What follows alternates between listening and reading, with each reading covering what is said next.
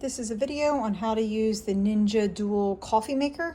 I have one both here in our residential home in New Jersey, as well as the same one in the Pocono house in Big Bass.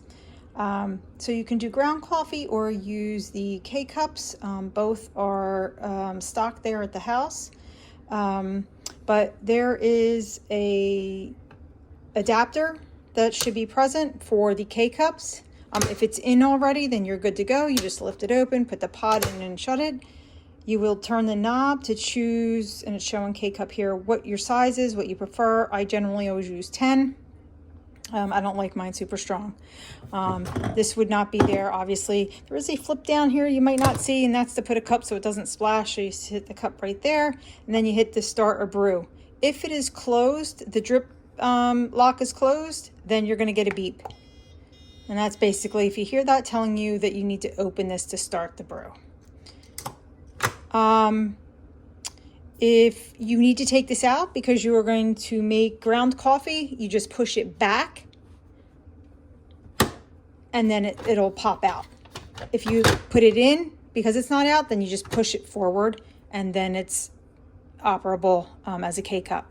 To take it out, push it back, lift the adapter out, and I usually will just sit it aside or there. There's a basket in here for the brewing. That stays in place at all times. So that stays in there whether you're making ground coffee or you're using the K-Cup adapter. You're just gonna put a filter in, obviously. They are right next to the coffee maker there. And I usually will make sure this is a little wet so it doesn't fold down on you and then you get grounds in. If it's a little damp, it'll stick better. Put your grounds in there, you close the door, and it just will automatically show it's doing a drip. And then again, you can pick your size of cup you would like.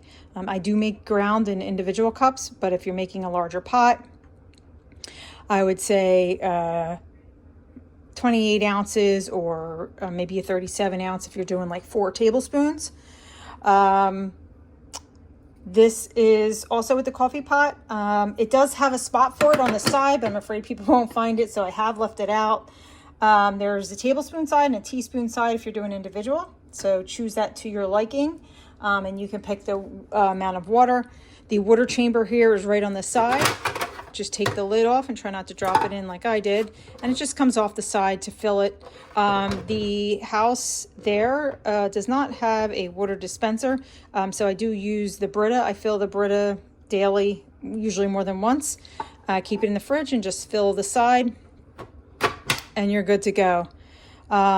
If you're making the pot, obviously this would be up for your pot, and that is here.